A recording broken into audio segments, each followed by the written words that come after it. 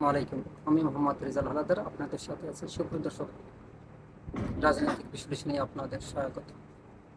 আপনারা জানেন যে 15ই আগস্ট বঙ্গবন্ধু শেখ মুজিবুর রহমানের সপরিবার সহ হত্যার দিন, এবং এই দিনে এই শোক দিবস পালন করত সাবেক প্রধানমন্ত্রী শেখ হাসিনা। দেখেন, ক্ষমতা কাকে বলে এবং ক্ষমতা কি? আসলে এই যদি 2024 সালে ছাত্র জনতার গণ অভ্যুত্থানে সাবেক প্রধানমন্ত্রীকে এ দেশ থেকে তাড়ানো না হতো, বা এ দেশ থেকে তিনি পালিয়ে না যেতেন, হয়তোবা ছাত্র জনতা মিলে তাকে হত্যা করত।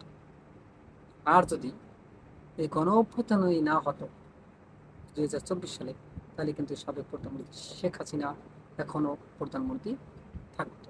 এটা বাস্তব। আর তিনি যদি প্রধানমন্ত্রী থাকতো, তাহলে এই শেখ মুজিবুর রহমানের যে মূর্তিগুলো আছে, সেগুলো হয়তোবা কেউ ভাঙা তো দূরের কথা, কেউ সেখানে যাওয়ার আক্রমণভাবে কেউ যাওয়ার সাহসী পেত না। দেখছেন ক্ষমতা কাকে বলে? আসলে এই কথার পরিপ্রেক্ষিতে বোঝা যায় সকল ক্ষমতার মালিক একমাত্র আল্লাহ। আর মানুষকে কোনো দিন চিরস্থায়ী ক্ষমতায় মানায় না, এবং তারা চিরদিন ক্ষমতায় থাকতে পারে না। এটা বাস্তব কথা।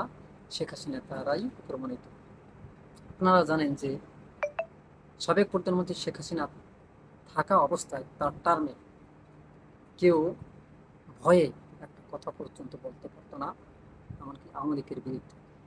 যদি জানতো বা কেউ মোবাইলে লাইভ করতো বা একটা ভিডিও ছাড়তো বা একটা পোস্টও দিত, তাহলে অনেকবার চিন্তা ভাবনা করে ওই পোস্টটা দিতে হতো। মানে যারা ভীত, তারা কখনো সাহসই করতো না ওই পোস্টটা দিতে, যে আমি, আর যদি দিত তাহলে তাড়াতাড়ি ডিলিট করে ফেলত। কারণ কখন জানি ডিজিটাল আইনের আওতায় এনে তারপর তাকে গুম করা হয়, গুম করে হত্যা করা হয়। আপনারা জানেন যে 17 বছর রাজনৈতিক যে ভয়াবহতা চালিয়েছিল আপনার সাবেক প্রধানমন্ত্রী শেখ হাসিনা, এবং ভয়ে সাধারণ মানুষ থেকে শুরু করে সবাই একদম আতঙ্কিত ছিল। শুরু হয়েছিল, আপনারা জানেন যে এই বিডের হত্যা থেকে শুরু করে, এবং তারপর গুম, খুন, জঙ্গি নাটক সাজিয়ে সাধারণ মানুষকে মেরে ফেলা, গুলি করে মেরে ফেলা। আপনারা জানেন যে একজন আর্মির অফিসারকেও জঙ্গি সাজিয়ে মারা হয়েছে, কারণ তিনি সকল তথ্য জেনে ফেলায় তাকে মেরে ফেলা হয়েছে। এমনকি তার পরিবারের উপর অনেক চাপ ক্রিয়েট করে তারপর বলা হয়েছে, হ্যাঁ আমার তার পরিবার তার স্ত্রী, সন্তানদের বলতে বলা হয়েছে যে হ্যাঁ তার স্বামী জঙ্গি কাজের সাথে জড়িত। তাহলে কতটা ভয়ঙ্করভাবে রাষ্ট্র পরিচালনা, কেউ কথা বলতো না। ভারতের অনেক যে পুলিশ অফিসার এই বাংলাদেশ পরিচালনা করত। দেখেন, হয়তোবা অনেকে ভাবেন যে আপনি সব কোথায় পেলেন, ভিডিওটি দেখবেন। আসুন ভিডিওটি দেখুন।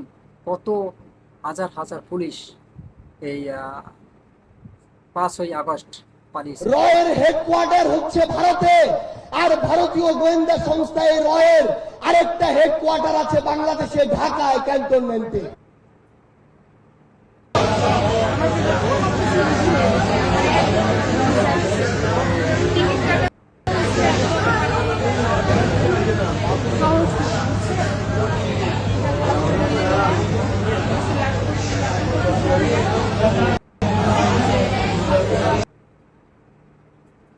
অবস্থা খারাপ।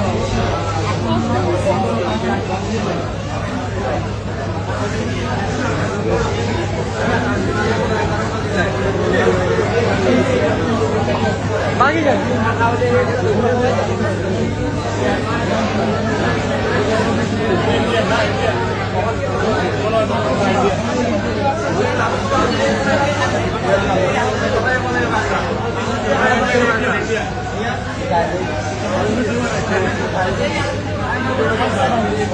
एयरपोर्ट इथे बघताय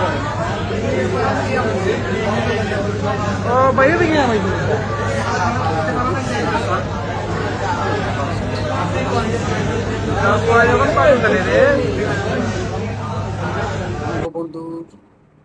মাজারে ফুল দেওয়া তো দূরের কথা, বঙ্গবন্ধুর নাম পর্যন্ত কেউ লওয়ার সাহস পাচ্ছে না। এমনকি তার যে নেতাকর্মীরা, তারা কালো কাপড় পরে আসলেও জনতার হাতে আটকা পড়ে, বিতরক মার খেতে হয়েছে, রাস্তা বিভিন্ন জায়গায় তাদেরকে অপমানিত করা হচ্ছে। সেটারও একটা ক্লিপ আপনাদের, ছোট একটা ক্লিপ দেখায়, দেখতে থাকুন।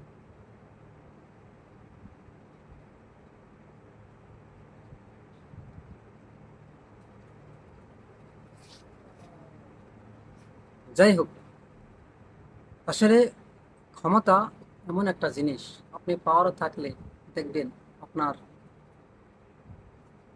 ভাবই থাকতে আলাদা।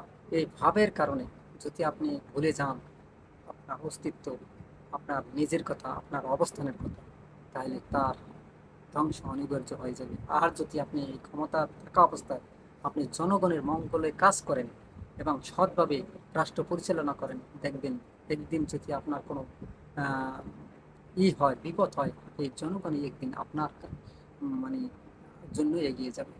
আসলে আমরা বাঙালি, আমরা ভালো মানুষকে কদর করতে জানি না, যারা ভালো তাদের কদর করতে জানি না, কিন্তু কদর করা উচিত। আর যারাই ক্ষমতায় আসেন, তারাই আমরা একটা জিনিস দেখছি, আপনারা ইসলাম বিরোধী হয়ে যান, ইসলাম বিরোধী কথাবার্তা বলেন, মোল্লারা ভালো না, অমুক সমক। দেখেন, যারাই এই ইসলামের বিপক্ষে কথা বলতে যাবেন, তাদের ধ্বংস কিন্তু আল্লাহ অনিবার্য করে দেবে। দেখেন, সাবেক প্রধানমন্ত্রী শেখ হাসিনা এখন কিন্তু ক্ষমতা নাই, এর আগে কিন্তু অনেক অত্যাচার নিপীড়ন করেছেন। দেলার হোসেন সাঈদীকে পর্যন্ত তিনি জেল হাজতে দিয়ে তারপর হসপিটালে ইনজেকশন পুশের মাধ্যমে তাকে মেরে ফেলেছেন। তাকে অন্যায়ভাবে কি করেছেন, রাজাকারের খেতাব দিয়েছেন। আর সাঈদী সাহেব কি বলেছেন জানেন? দেলার হোসেন সাঈদী, এমন একদিন আসবে তোমরা ইন্দুরের গত পাবে না পালানোর জন্য, এমন সময় আসবে।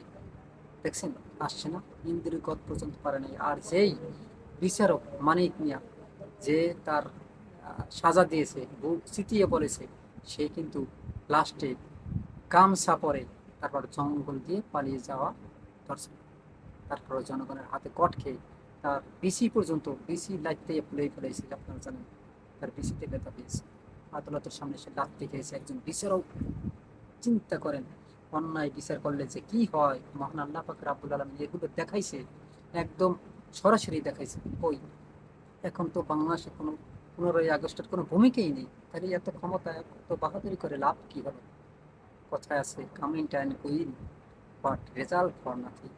অর্থাৎ আইলাম এবং গেলাম, ফল শূন্য। তো কি জানেন, আমরা শূন্য হাতে দুনিয়াতে জন্মগ্রহণ করেছি, আবার এই শূন্য হাতেই আমরা চলে যাব, এটাই কিন্তু বাস্তবতা। কিন্তু হ্যাঁ, তারপরেও আমরা যদি জনগণের জন্য ভালোবাসা মনের ভিতরে লালিত পালিত করি এবং সেটাকে সঠিকভাবে পালনের চেষ্টা করি, এমনকি রাষ্ট্রের যে গুরুত্বপূর্ণ যেগুলো ভালো কাজ, উন্নয়নের কাজ, মানুষের মঙ্গল করা, মানুষের সেবা করা, এগুলো যদি আমরা করতে পারি, তাহলে একদিন না একদিন আমাদের এই জনগণই আমাদের মানে মাথায় তুলে রাখবে।